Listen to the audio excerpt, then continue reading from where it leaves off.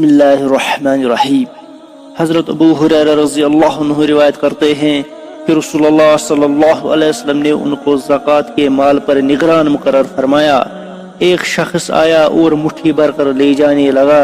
انہوں نے اس کو پکڑ لیا تو عذر کیا کہ میں محتاج ہوں، میرے ذمہ اہل و عیال ہیں اور میں سخت حاجت مند ہوں۔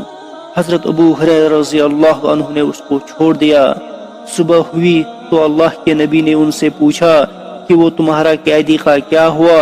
انہوں نے کہا کہ اس نے حاجت بتائی تو میں نے اس کو چھوڑ دیا۔ آپ صلی اللہ علیہ وسلم نے فرمایا کہ وہ دوبارہ آئے گا۔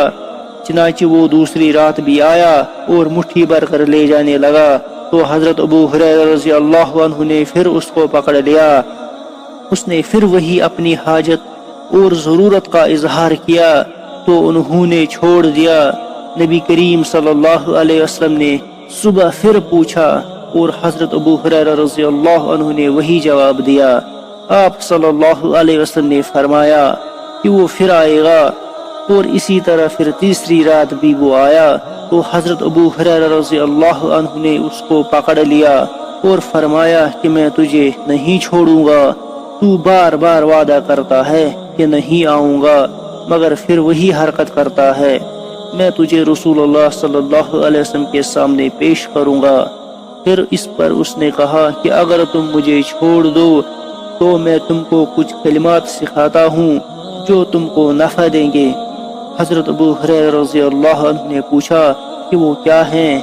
تو کہا کہ جب تم اپنے بستر پر جاؤ تو آیت الکرسی پڑھ لیا کرو، تمہارے لیے اللہ کی جانب سے ایک محافظ مقرر ہو جاتا ہے اور صبح ہونے تک شیطان تمہارے قریب نہیں آ سکتا۔ حضرت ابو ہریرہ رضی اللہ عنہ نے اس کو چھوڑ دیا، اور جب صبح ہوئی تو نبی کریم صلی اللہ علیہ وسلم کو قصہ سنایا۔